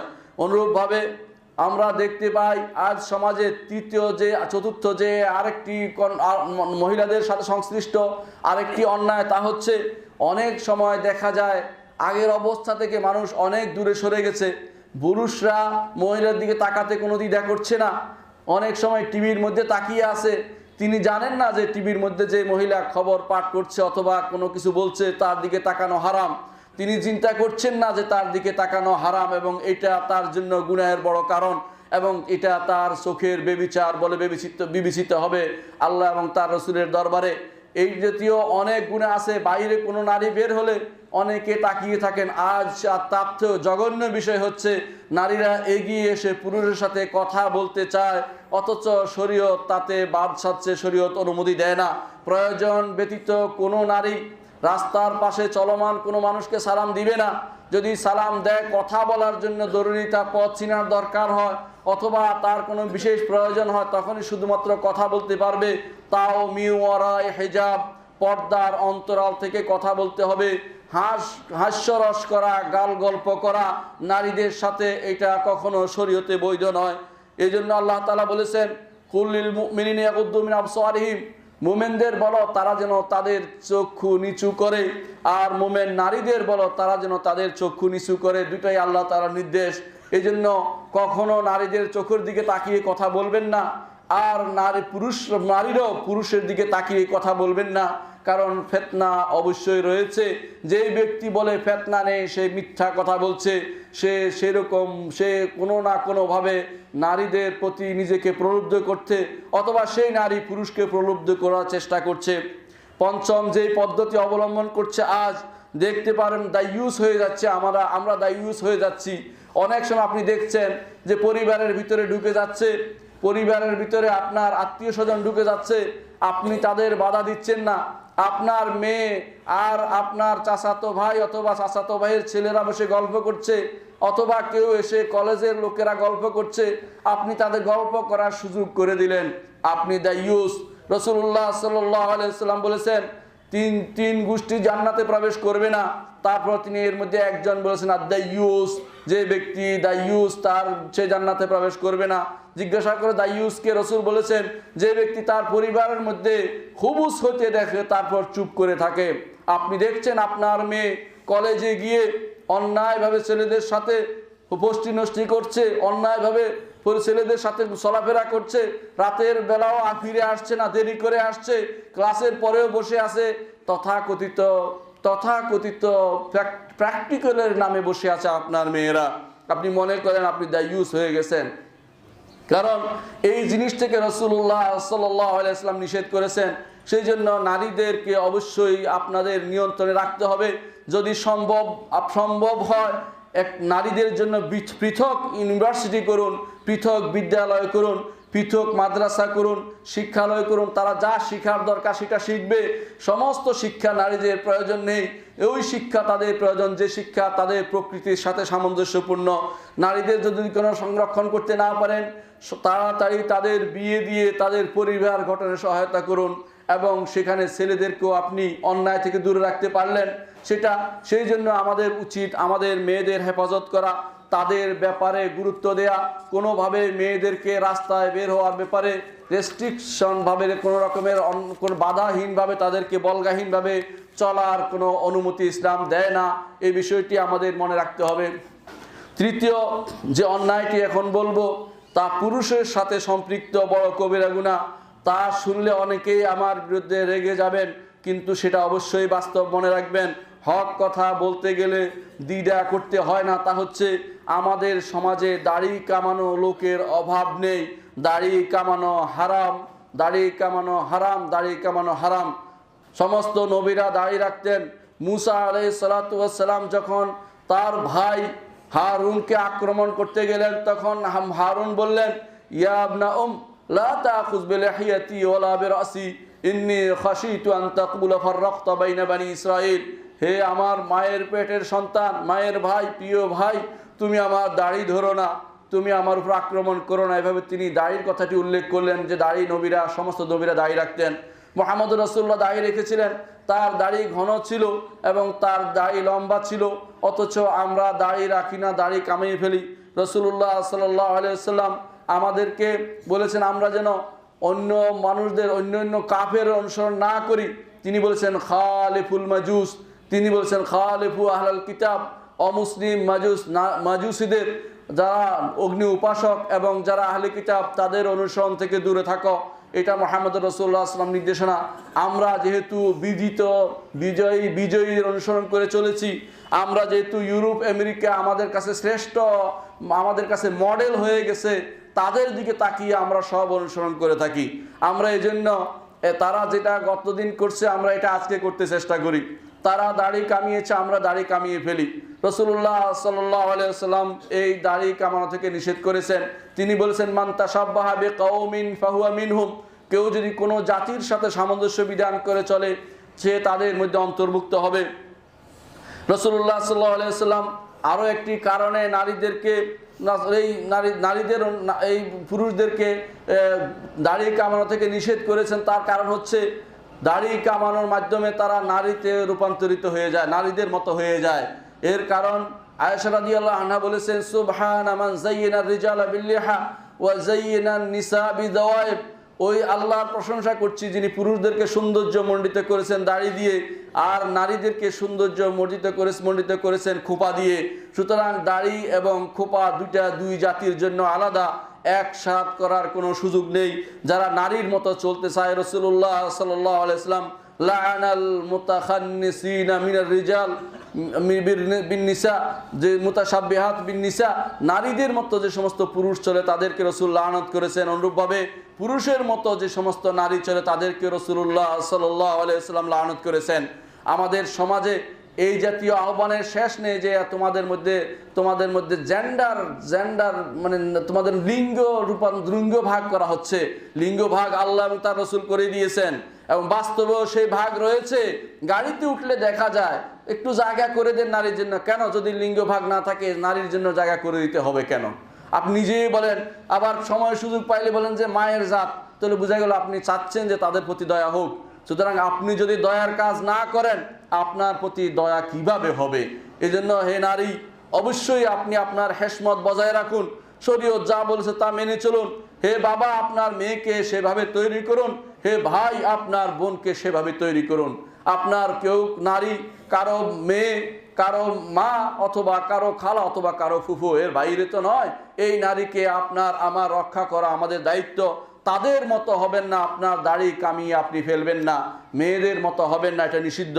রাসূলুল্লাহ সাল্লাল্লাহু আলাইহি ওয়াসাল্লাম আমারা বিআরফাই লাহিয়া, তিনি দাড়ি বড় করতে নির্দেশ দিয়েছেন। তিনি বলেছেন কাসসুশ শাওয়ারিব ওয়ারফুল্লাহা খালিফুল মুশরিকিন, দাড়ি লম্বা করো, মুছ খাটো করো এবং মুশরিকদের বিরোধিতা করো। তিনি আরও বলেছেন জাজ্জুশ শাওয়ারিব ওয়ারফুল্লাহা ওয়া খালিফুল মাজুস, মুছ খাটো করো, দাড়ি লম্বা করো এবং মাজুসদের বিরোধিতা করো। দুনিয়ার বুকে এখন বর্তমানে দুই শ্রেণী সবচেয়ে বেশি, মুশরিক অথবা অগ্নিপূজক অথবা আহলে কিতাব। এই তিন শ্রেণীর বিরোধিতা করার জন্য এই সমস্ত বিষয়ে আমাদেরকে আমাদের নবী নির্দেশনা দিয়েছেন। চতুর্থ আরেকটি জিনিস এখন বলবো, যা আমাদের সমাজের রন্ধ্রে রন্ধ্রে প্রবেশ করেছে। অনেকে মনে করে থাকেন রিজিকের মালিক হচ্ছে সুদ। সেটা আমি বলবো, অনেকে সুদ খাওয়া ছাড়া তার রিজিক পাবেন না বলে বিশ্বাস করে নিয়েছেন। তারা এই জাতীয় বিশ্বাস যখন করবেন যে তার রিজিকের মালিক রাজ্জাক নয়, তারা রিজিকের মালিক বিভিন্ন ব্যাংক প্রতিষ্ঠানকে বানিয়ে নিয়েছেন। তারা কি জানেন না যে এটা হারাম? এবং যদি কোনো কেউ মনে করে সেটা হালাল, তার ঈমান থাকবে না, সেই কুফরিতে লিপ্ত হয়ে যাবে, সেটা হচ্ছে আকলুর রিবা, সুদ খাওয়া। আল্লাহ তাআলা কোরআনে কারীমে ঘোষণা করেছেন, ইয়া আইয়ুহাল্লাযীনা আমানুত্তাকুল্লাহ ওয়া দারু মা বাকিয়া মিনার রিবা ইন কুনতুম মুমিনিন। হে ঈমানদারগণ, তোমরা আল্লাহর তাকওয়া অবলম্বন করো এবং রিবা, সুদ ছেড়ে দাও যদি ঈমানদার বলে নিজেকে দাবি করে থাকো। আরো বলেছেন আল্লাহ তাআলা, ফাইল্লাম তাফআলু ফাআদানু বিহারবিন মিনাল্লাহি ওয়া রাসূলিহি, যদি তোমরা এটা না করো, অর্থাৎ ছেড়ে না দাও, সুদ ছেড়ে না দাও, তাহলে আল্লাহর সাথে, আল্লাহ এবং তার রাসূলের সাথে যুদ্ধ লিপ্ত হও। নাউযুবিল্লাহ। আল্লাহ তার রাসূলের সাথে যুদ্ধ লিপ্ত হওয়ার মানে হচ্ছে যে এটা প্রকাশ্য যুদ্ধের ঘোষণা, যে সুদ ছেড়ে দিতে হবে। রাসূলুল্লাহ সাল্লাল্লাহু আলাইহি সাল্লাম বলেছেন, লানাল্লাহু আকিলা রিবা ওয়া মুকিলাহু ওয়া শাহিদাইহি ওয়া কাতিবাহু। আল্লাহ তাআলা সুদখোর, সুদদাতা, সুদ যে লেখে এবং সুদের দুই সাক্ষী এবং সুদের যারা হিসাব নিকাশ করে সবাইকে লানত করেছেন। রাসূল বলেছেন, হুম সিওয়া, তারা প্রত্যেকে গুনার দিক থেকে সমান, অর্থাৎ প্রত্যেকেই সুদখোরের দলে তারা গণ্য হয়ে যাবে যারা সুদ খায়। আমরা জানি আপনাদের মধ্যে অনেকেই সুদি ব্যাংকে চাকরি করেন, সুদি বিভিন্ন লাইফ ইন্স্যুরেন্সে চাকরি করছেন। আপনি মনে রাখবেন যে আপনি হারাম খাচ্ছেন এবং সবচেয়ে হারামের রাসূলুল্লাহ সাল্লাল্লাহু আলাইহি ওয়াসাল্লামের ব্যাপারে সাবধান করেছেন যে এই হারাম সাধারণ কোনো হারাম নয়, এটা বড় হারাম, জিনা বেবির চেয়ে হারাম বলে রাসূলুল্লাহ সাল্লাল্লাহু আলাইহি ওয়াসাল্লাম ঘোষণা করেছেন। পঞ্চম যে জিনিসটি এখন বলবো তা হচ্ছে আকলুর রিশওয়া, ঘুষ খাওয়া। ঘুষ খাওয়া সম্পর্কে আল্লাহ তাআলা বলছেন, ইহুদিরা ঘুষ খায়। ইহুদিদের সম্পর্কে আল্লাহ বলছেন, আকালুনা লিস-সুহতি, তারা ঘুষ খায়। ও আল্লাহ তাআলা কোরআন কারীমে আরো বলেছেন, লা তাকুলু আমওয়ালাকুম বাইনাকুম বিল বাতিল, তোমাদের মধ্যে বাতিলের অন্যায়ভাবে কারো সম্পদ তোমরা ভক্ষণ করো না। রাসূলুল্লাহ সাল্লাল্লাহু আলাইহি ওয়াসাল্লাম আরো বলেছেন, লানাল্লাহুর রাশি ওয়াল মুরতাশি ফিল হুকমি, যারা বিচারে, যারা তাদের মধ্যে বিচার আছে সেখানে যারা ঘুষ খাবে এবং ঘুষ দিবে, উভয়ই আল্লাহর লানতের ভিতরে পড়বে। রাসূলুল্লাহ সাল্লাল্লাহু আলাইহি ওয়াসাল্লাম আরো বলেছেন, রাজ কর্মচারীরা যদি কোনো কিছু টাকা কোনো কোথাও থেকে সামান্য টাকাও গ্রহণ করে, সেটা অবশ্যই ঘুষ খাওয়ার অন্তর্ভুক্ত হবে, সেটা গলুলের অন্তর্ভুক্ত হবে, যা চুরির চেয়েও মারাত্মক এবং যার তার কোনো আমল আল্লাহর দরবারে কবুল হয় না, তার কোনো সদকা আল্লাহর দরবারে কবুল হবে না। রাসূলুল্লাহ সাল্লাল্লাহু আলাইহি ওয়াসাল্লাম আরো বলেছেন, লানাল্লাহুর রাশি ওয়াল মুরতাশি, আল্লাহ তাআলা ঘুষ দাতা এবং ঘুষ গ্রহীতা উভয়কে লানত করেছেন। রাসূলুল্লাহ সাল্লাল্লাহু আলাইহি ওয়াসাল্লাম আরো একটা হাদিসে তিনি বলেছেন, মান শাফাআ লি আহাদিন শাফাআতান ফাউহদিয়া লাহু হাদিয়াতান ফাকাবিলাহা মিনহু আতা ফাকাদ আতা বাবা মিন আবওয়াবির রিবা, কেউ যদি কোনো সুপারিশ করে আর সেখানে সুপারিশের বিনিময়ে তাকে টাকা দেয়া হলো, সে তো বড় ধরনের সুদের মতো গুনার কাজে লিপ্ত হলো। আমাদের সমাজে আজ বিভিন্নভাবে বিভিন্ন পার্সেন্টেজ খাওয়ার সুযোগ হয়ে গেছে। কেউ সুপারিশ করে কাজ লয়ে দিতে পারলে সেখানে একটা পার্সেন্টেজ খাওয়া শুরু করে দিয়েছে, কেউ বা কাউকে কোনো কিছু দিতে পারলে, চাকরি দিতে পারলে তার জন্য আবার টাকা নিচ্ছে। এসবেই ঘুষ, এসবেই হারাম, এসব রাসূলুল্লাহ সাল্লাল্লাহু আলাইহি ওয়াসাল্লাম এসব থেকে আমাদের সাবধান করেছেন। ইবনুল লুতবিয়া নামক এক ব্যক্তিকে রাসূলুল্লাহ সাল্লাল্লাহু আলাইহি ওয়াসাল্লাম যাকাত আদায়ে নিয়োগ করেছেন। লোকটি যাকাত আদায় করতে গেল, আসার পরে তিনি বললেন, এগুলি তোমাদেরকে যাকাত দিয়েছে আর এগুলি আমাকে তারা হাদিয়া দিয়েছে। রাসূলুল্লাহ সাল্লাল্লাহু আলাইহি ওয়াসাল্লাম বললেন যে, খুব রাগান্বিত হয়ে গেলেন, তিনি বললেন যে, মা বালু আকওয়ামিন, কিছু মানুষের কি হলো যে আমি তাদের কোনো দায়িত্ব দেই, তারা সেখান থেকে আসার সময় বলে এগুলি তোমাদের দিছে, এগুলি আমাকে দিছে। হাল্লা ইয়াজলিসু ফি বাইতি আবিহি ওয়া উম্মিহি ফালিয়ানজুর হাল ইউহদা লাহু আমলা, তার মায়ের ঘরে, বাপের ঘরে বসে থাকুক, দেখো তো তার ঘরে হাদিয়া আসে কিনা। এই হাদিয়া তো আসছে তার চাকরির কারণে। এই জন্য এই জাতীয় প্রত্যেকটি জিনিসে ঘুষ বিবেচিত হবে এবং সেগুলি হারাম বিবেচিত হবে। অনেকে দেখা যায় যে মেডিকেল ডাক্তার হয়েছে, তার ঘর ভর্তি হয়ে গেছে বিভিন্ন জিনিস দিয়ে, এগুলিও হারাম। যারা এই জাতীয় জিনিস দিচ্ছে, হারাম দিচ্ছে। অনুরূপভাবে যারাই আজ ইঞ্জিনিয়ারদেরও এরকম হচ্ছে, ধীরে ধীরে সামনে দেখা যাবে বিভিন্ন প্রতিষ্ঠান যারা পরিচালনা করে তাদেরকেও ঘুষ দিয়ে কোনো বইকে তা পাঠ্যসূচি অন্তর্ভুক্ত করা হচ্ছে। এটাও ঘুষের অন্তর্ভুক্ত, কোনোভাবেই সেটা নেওয়া বৈধ নয়। ষষ্ঠ যে জিনিসটি বলবো তা হচ্ছে গান শোনা হারাম। আল্লাহ তাআলা কোরআনে কারীম বলেছেন, ওয়ামিনান নাসি মান ইয়াশতারি লাহওয়াল হাদিসি লিয়ুদিল্লা আন সাবিলিল্লাহি বিগাইরি ইলম, মানুষের মধ্যে কিছু মানুষ আছে লাহওয়াল হাদিস, এমন কথা কিনে যে কথা মানুষকে দিন থেকে দূরে সরিয়ে রাখে, ইবনে মাসউদ রাদিয়াল্লাহু আনহু শপথ করে বলতেন যে এর অর্থ হচ্ছে গান। ইমাম ইবনে কাসির রহমতুল্লাহ আলাইহি তার তাফসীরে তা উল্লেখ করেছেন। অন্য এক হাদিসে বুখারী রহমতুল্লাহ আলাইহি উল্লেখ করেছেন হাদিসটি, রাসূলুল্লাহ সাল্লাল্লাহু আলাইহি ওয়াসাল্লাম বলেছেন, অচিরেই আমার উম্মতের মধ্যে একটি গোষ্ঠী হবে যারা হালাল ঘোষণা করবে, তারা হালাল ঘোষণা করবে জিনাকে, বেবিচারকে, এবং তারা হাড়ির রেশমিকেও, তারা রেশমি পোশাককেও তারা হালাল ঘোষণা করবে, মদকেও তারা ভিন্ন নাম দিয়ে হালাল ঘোষণা করবে, মাআজিফ অনুরূপভাবে গান বাদ্যকেও তারা হারাম ঘোষণা করবে। এটা রাসূলুল্লাহ সাল্লাল্লাহু আলাইহি ওয়াসাল্লাম বলেছেন। আজ তা হচ্ছে, আজ আমাদের গানের এমন অবস্থা হয়ে গেছে যেন গান ছাড়া আমাদের জীবন চলে, নাউযুবিল্লাহ। এবং অনেকেই বলে আমার আনন্দের জন্য, আনন্দ দূর করার জন্য অবশ্যই এটা মানুষের নিরানন্দে নিয়ে আসবে। কারণ আনন্দ হচ্ছে কোরআনে কারীম তিলাওয়াতের মধ্যে, রাসূলুল্লাহ সাল্লাল্লাহু আলাইহি ওয়াসাল্লাম সিরত পড়ার মধ্যে, গান শোনার মধ্যে কোনো আনন্দ নেই। তা শুধুমাত্র রুকিয়াতু জিনা হবে, জিনার দিকে মানুষকে নিয়ে যাবে, বেবিচারের দিকে নিয়ে যাবে, অন্তরের হাহাকার বাড়িয়ে দিবে, আর মানুষ আত্মহত্যার দিকে চলে যাবে। না পাইলে আত্মহত্যা করতেই থাকবে, কারণ গানের সে দাবি অনুসারে সে সেটাই করতে যাইবে, নাউযুবিল্লাহ।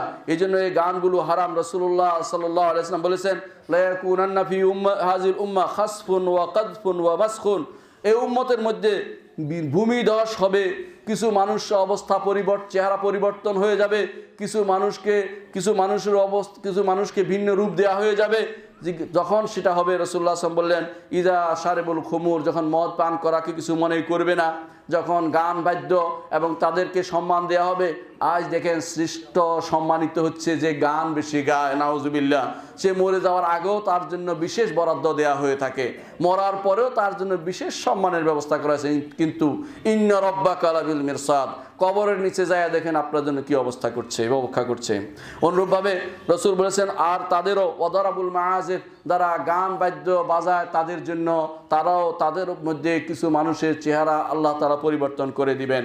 আজ এমন অবস্থা ছড়াছড়ি হচ্ছে, আমাদের মোবাইল রিংটোনগুলো অনেকে গান বাজিয়ে রাখেন এবং অনেক সময় সালাতের মধ্যে আমাদের ডিস্টার্ব করেন, সেটাও কিন্তু অবৈধ কাজ, আপনাদের খেয়াল রাখা দরকার। সপ্তম যে কাজটি আমাদের সমাজে বহুল প্রচলিত হচ্ছে গীবত। চা দোকানে বসলেই একে অপরের বিরুদ্ধে কথা বলতে আরম্ভ করি। চেষ্টা করবেন কখনো সেখানে বসতে না, অবশ্যই ফিরে যেতে হবে, ভালো কথার দিকে নিয়ে আসতে হবে। যখনই বসি কোথাও গল্প করতে, কারো কথা না বললে ভালো লাগে না, মনে হয় যেন আর কোনো কথাই নেই, শুধুমাত্র গীবতে করতে হবে না। ভালো কথা বলুন, একটা হাদিস বলুন, কোরআন আয়াত বলুন, মানুষের ভালো প্রশংসা করুন। খারাপ কথা বললে বলুন যে অবশ্যই রদ করতে হবে, যে আপনি ভালোটা বলুন, খারাপটা বলবেন না, আমি তো তার সম্পর্কে ভালোই জানি। এটা যদি করতে পারেন, রাসূলুল্লাহ সাল্লাল্লাহু আলাইহি ওয়াসাল্লাম যে বলেছেন, গীবত হচ্ছে আল হালিকা, মানুষের মধ্যে সম্পর্ক বিনষ্টকারী, তা হবে না, বরং সেটা একটা বিরাট অন্যায় পরিণত হয়েছে আজ, এবং তার মাধ্যমেই অনেকে জীবিকা নির্বাহ করছে গীবত করে, একে অপরের গীবত করে ভালো কিছু পাওয়ার আশা করে, নাউযুবিল্লাহ। অষ্টম যে কাজটি আমি এখন বলবো, তা আমাদের পুরুষদের মধ্যে সবচেয়ে বেশি দেখা যায়, তা হচ্ছে ইসবাল, অর্থাৎ পায়ের নিচে, পায়ের টাকনুর নিচে কাপড় পরা, সেটা প্যান্ট হোক অথবা জামা হোক অথবা অন্য কিছু হোক, সবই হারাম। টাকনুর নিচে কোনো কিছু গেলে সেটা হারাম হবে।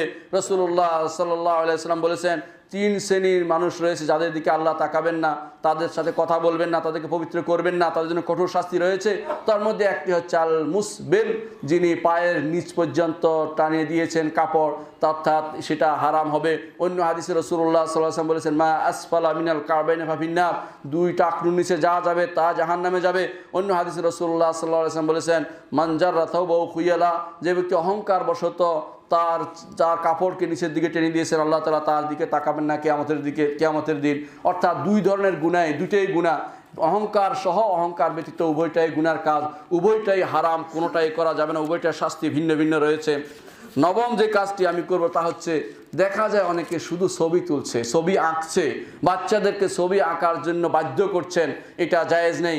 রূহ যেগুলোতে আছে সেগুলো ছবি আঁকা জায়েজ নেই। যদি আঁকতেই হয়, ইবনে আব্বাস বলেছেন গাছ আঁকতে পারবে, যেগুলো রূহ যেগুলো চলাফেরার মতো রূহ নেই সেগুলো অবশ্যই সেগুলোই আঁকা যাবে, কিন্তু কোনো যেগুলো প্রাণী যেগুলো বলা হয় সেগুলোর কোনো রূহ আঁকা যাবে না, সেটা হারাম হবে।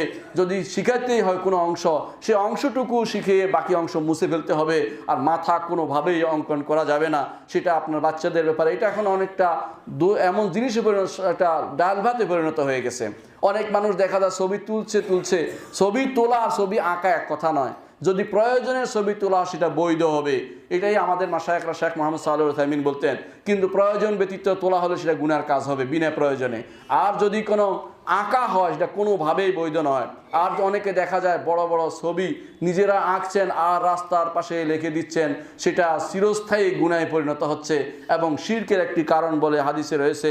রাসূলুল্লাহ সাল্লাল্লাহু আলাইহি ওয়াসাল্লাম এগুলি করা থেকে আমাদেরকে নিষেধ করেছেন।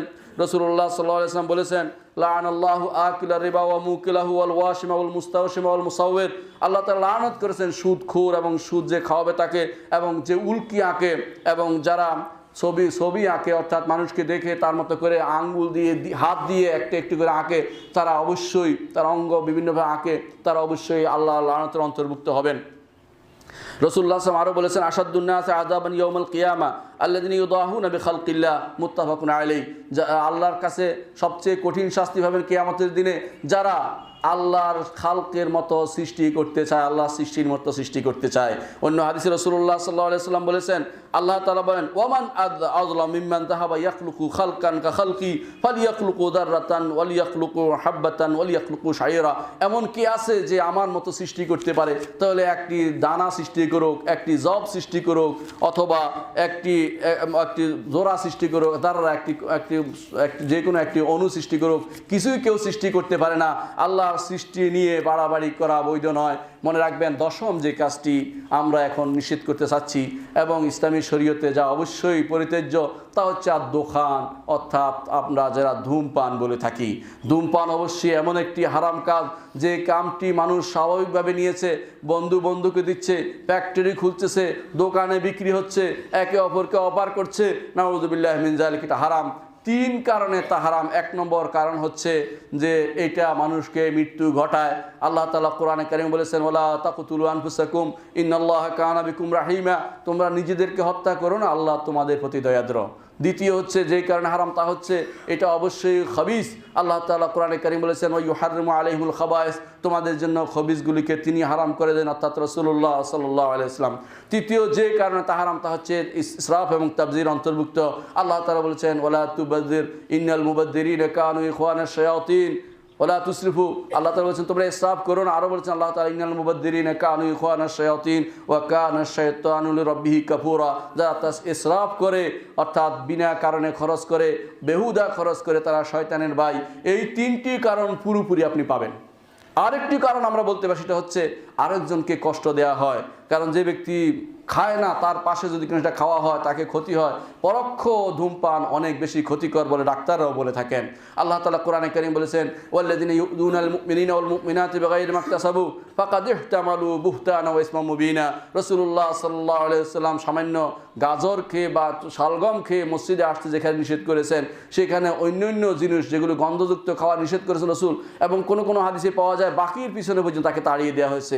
সেখানে মসজিদে আসছেন অথবা সমাজে আপনি সেইভাবে বিনা কোনো রকমের রাগ ডাক না রেখে, যেভাবে আমরা আমাদের সন্তানদের দেখছি অথবা আমাদের বন্ধুবান্ধব দেখছি যে তারা যেভাবে খাচ্ছে, এই ধূমপান করছে, এটা অবশ্যই হারাম। ধূম শুধু পান করার বিষয় নয়, খাইলেও সেটা হারাম হবে, কারণ সেটা আসলে ক্ষতিকর। এই জন্য অনেকে সাদা খায়, সেটাও শরীয়তে বৈধ নয়। বলেছেন যে ইন্নামা ইয়াবুরু মাসাজিদাল্লাহ মান আমানা বিল্লাহি ওয়াল ইয়াউমিল আখির, মসজিদ শুধু তারাই নির্মাণ করে যাদের অন্তরে ঈমান আছে এবং আখিরাতের উপর যারা ঈমান রাখে। সুতরাং মসজিদ নির্মাণের একটা মানুষের পরিচয় হচ্ছে যে ঈমানদার। আল্লাহর বিধান অনুসারে যারা মসজিদ নির্মাণ করবে তারা ঈমানদার বলে বিবেচিত হবে। মুহাম্মদুর রাসূলুল্লাহ সাল্লাল্লাহু আলাইহি ওয়াসাল্লাম যখন মদিনায় আসলেন, প্রথম যে কাজটি করেছেন তা হচ্ছে মসজিদ নির্মাণ করেছেন তিনি। বরং তিনি কোবাতে ছিলেন, কোবাতে মসজিদ নির্মাণ করেছেন। তা কোবা থেকে রওনা হওয়ার পথে জুমার নামাজের সময় হলো ওয়াদি রানুনা, সেখানে এসে মসজিদ নির্মাণ করেছেন। আবার যখন মসজিদ নববীতে এসে পৌঁছলেন, সেখানে এসে প্রথম কাজটি হচ্ছে মসজিদ নির্মাণ করা। মনে রাখবেন, মসজিদ নির্মাণের জন্য সওয়াবের কাজ। মসজিদ নির্মাণের ব্যাপারে আমাদের কোনো দূরে থাকা উচিত নয়। ঈমানদার মাত্র তার বাড়ি ঘর থাকবে মসজিদের কাছে। রাসূলুল্লাহ সাল্লাল্লাহু আলাইহি ওয়াসাল্লাম যে হাদিসটি বলেছেন আপনাদের মনে আছে, যে যারা আরশের নিচে ছায়া পাবে, যেদিন আর কোনো ছায়া থাকবে না, সেই ব্যক্তি আরশের নিচে ছায়া পাবে এমন একটি ব্যক্তি, রাজুলুন কালবুহু মুআল্লাকুম বিল মসজিদ, ওই ব্যক্তি যে ব্যক্তির অন্তর মসজিদে লটকে আছে, অর্থাৎ সে মসজিদে যেতে চায় সর্ব অবস্থায়, মসজিদের সাথে সম্পর্ক তৈরি করতে চায়, মসজিদ নির্মাণ করতে চায়, এই ব্যক্তির প্রতি রাসূলুল্লাহ সাল্লাল্লাহু আলাইহি ওয়াসাল্লাম যে বলেছেন যে এই ব্যক্তি সুসংবাদ দিয়েছেন এই ব্যক্তির প্রতি যে এই ব্যক্তি আরশের নিচে ছায়া পাবে। রাসূলুল্লাহ সাল্লাল্লাহু আলাইহি ওয়াসাল্লাম আরও বলেছেন, যেই ব্যক্তি মান বানা লিল্লাহি মাসজিদান ওয়ালাউ কামিফহাসি কাতাতিন বানাল্লাহু লাহু বিহা ফিল জান্নাহ বাইতান ফিল জান্নাহ। রাসূলুল্লাহ সাল্লাল্লাহু আলাইহি ওয়াসাল্লাম বলেছেন, কেউ যদি এমন একটি মসজিদ নির্মাণ করে যেই মসজিদটির জায়গা শুধুমাত্র একটা পাখি বসার মতো জায়গা, একটুকু জায়গা, অর্থাৎ কেতা এমন একটা পাখি যেগুলো মাটিতে পড়ে ডিম পাড়ে, শুধুমাত্র ডিম পাড়ার সময় সে ডানা দিয়ে মাটি ঝাপটায়, জায়গা যতটুকু লাগে এতটুকু জায়গার মতো মসজিদ হয় না সাধারণত। উদ্দেশ্য হচ্ছে এতটুকু কেউ যদি নির্মাণের শরীক হয়, আল্লাহ তাআলা তার জন্য জান্নাতে একটি ঘর বানাবেন। আল্লাহু আকবার। এই সুযোগের সদ্ব্যবহার আমাদের করা দরকার। যেই কোনো জায়গায় মসজিদ নির্মাণ করতে পারেন, আপনার জীবনের সর্বস্ব দিয়ে হলো তাতে দান করবেন। নিজের সন্তানকে লালন পালন করার জন্য এই মসজিদের ভূমিকা অপরিসীম। সেই জন্য এই মসজিদগুলোকে আমরা আবাদ করব, নিজে নির্মাণ করে, নিজে এসে পড়ে সালাত আদায় করে, এবং এর এর এর এই নির্মাণে শরিক হয়ে পুরোপুরি আমি পারবো না, কিন্তু কিছু না কিছু এই মসজিদের জন্য আমরা দান করতে থাকবো। আখিরাতের পাথেয় হিসেবে এটা আপনার জন্য থাকবে। মনে রাখবেন, এই মসজিদের দান একান্তভাবে খালেসভাবে আল্লাহর জন্য হবে, এবং আপনি মনে করবেন যে এটা প্রাপ্তি কিছু নাই, উল্টা আপনি কিছু পাবেন না, বরং আপনি আল্লাহর জন্য একান্তভাবে দান করুন। সেজন্য পৃথিবীর আনাচে কানাচে যারা ভালো মানুষ, তারা সুযোগ পেলে একটা মসজিদ নির্মাণ করে দেয়। কারণ এই মসজিদগুলো যত কিছুই হবে সাদাকাতুন জারিয়া হবে। আপনি চলে যাবেন, কিন্তু আপনার যে যত মানুষ সেখানে সালাত আদায় করবে, আপনার কবরে সেটার সওয়াব পৌঁছতে থাকবে। রাসূলুল্লাহ সাল্লাল্লাহু আলাইহি ওয়াসাল্লাম সেই জন্য যে সমস্ত জিনিসের মধ্যে, যে সমস্ত জিনিস মৃত্যুর পরে, যে 10টি জিনিস মৃত্যুর পরে কাজে লাগবে, তার মধ্যে একটি বলেছেন আও বানা মসজিদান, অথবা তিনি মসজিদ নির্মাণ করেছেন। সেই জন্য মৃত্যুর পরে আপনার কাজে লাগবে এমন কাজটি করুন। এই কাজটির প্রতি একে অপরকে উৎসাহ দিন, সন্তান পিতাকে উৎসাহ দিন, পিতা সন্তানকে উৎসাহ দিন, ভাইকে উৎসাহ দিন, এবং এই মসজিদ নির্মাণের কাজে এগিয়ে আসুন। আমাদের সামনে যে মসজিদটি রয়েছে, এই মসজিদটি একটি কেন্দ্র হিসেবে আল্লাহ কবুল করুন, এবং কিয়ামত পর্যন্ত আমাদের জন্য এই মসজিদটি আল্লাহ জিয়ে রাখুন। এই মসজিদটি যেন তাওহীদের মানার হতে পারে, মিনারা হতে পারে, আল্লাহ সেভাবে সেটাই কবুল করুন, এবং মানুষের যেন একাত্ম হওয়ার জায়গা তৈরি করেন, আল্লাহ সেটা কবুল করুন। সেন্টার হিসেবে আল্লাহ তাআলা কবুল করুন। এই মসজিদটি নির্মাণের ব্যাপারে আমাদের সবার এগিয়ে আসা উচিত। যার যতটুকু ক্ষমতা আছে, মনে করুন একটু কষ্ট হলো, এক মাসের টাকা আমি দিব, এক মাসের বেতন দিবেন, যার আছে এক মাসের আয় দিবেন, এক মাসে দিলে কিন্তু ইনশাআল্লাহ প্রত্যেকে এই মসজিদটি নির্মাণ হয়ে যাবে। আপনাদের প্রতি অনুরোধ থাকবে, প্রত্যেকে এই মসজিদ নির্মাণে এগিয়ে আসুন, কারণ মসজিদ নির্মাণ ঈমানের পরিচায়ক।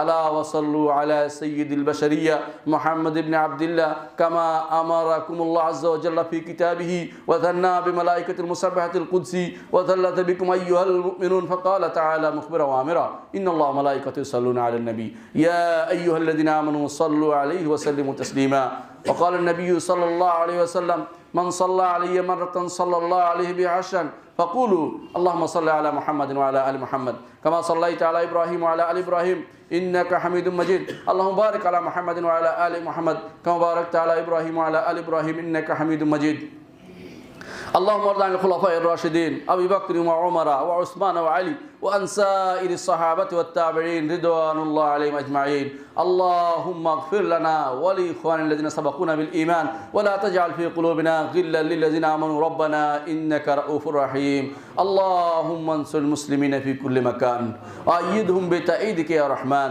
اللهم انصر المسلمين في كل مكان আল্লাহ মুসলিমদেরকে তুমি সাহায্য করো। পৃথিবীর আনাচে কানাচে যেখানে মুসলিমরা নির্যাতিত হচ্ছে, আল্লাহ তুমি সাহায্য করো তাদেরকে। আল্লাহ তাদের পক্ষে হও, আল্লাহ তাদের সাহায্যকারী হও, আল্লাহ তাদেরকে তুমি হেফাজত করো। আল্লাহ আমাদের মুসলিম ভাইদের তুমি হেফাজত করো। আল্লাহ কাফের মুশরিক এদেরকে তুমি এদের আক্রমণ থেকে তুমি আমাদের হেফাজত করো। আল্লাহ তাদেরকে যাদের হেদায়েত নসিব আছে হেদায়েত দাও। আল্লাহ যাদের হেদায়েত নসিব নাই তাদেরকে তুমি ধ্বংস করে দাও। আল্লাহুম্মা গফির ওয়ারহাম আনতা খায়রুর রাহিমিন আল্লাহ আমাদের সন্তানদেরকে তুমি দ্বীনের উপর রাখো আল্লাহ। আল্লাহ আমাদের নারীদেরকে তুমি হাশমার মধ্যে রাখো আল্লাহ। আল্লাহ আমাদেরকে তুমি হালাল চিনে হালাল মানার তৌফিক দান করো আল্লাহ। আল্লাহ আমাদেরকে হারাম থেকে বাঁচার তৌফিক দান করো আল্লাহ। আল্লাহ আমাদের সন্তানরা আমাদের মধ্যে যারা কবরে শুয়ে আছে আল্লাহ তাদেরকে তুমি ক্ষমা করে দাও আল্লাহ। আল্লাহ কবরে শুয়ে তাদের ক্ষমা করে দাও আল্লাহ। যারা উপরে আছে আল্লাহ তাদেরকে তুমি ঈমানের সাথে থাকা তৌফিক দান করো আল্লাহ। আল্লাহ যারা পৃথিবীর উপরে আছে তাদেরকে তুমি দয়া করো আল্লাহ। আল্লাহ তাদেরকে দ্বীনের মধ্যে রাখো আল্লাহ। আল্লাহ আমাদের যারা অসুস্থ আছে তাদেরকে তুমি সুস্থ দান করো আল্লাহ। আল্লাহুম্মা আগফির ওয়ারহাম ওয়া আনতা খায়রুর রাহিমিন। ইবাদাল্লাহ রাহিমাকুমুল্লাহ, ইন্নাল্লাহ ইয়া'মুরু বিল আদলি ওয়াল ইহসান ওয়া ইতা'i যিল কুরবা ওয়া ইয়ানহা আনিল ফাহশা'i ওয়াল মুনকারি ওয়াল বাগই ইয়া'iদুকুম লা'আল্লাকুম তাযাক্কারুন ওয়া লাযিকরুল্লাহি আকবার ওয়াল্লাহু ইয়া'লামু মা তাসনা'উন।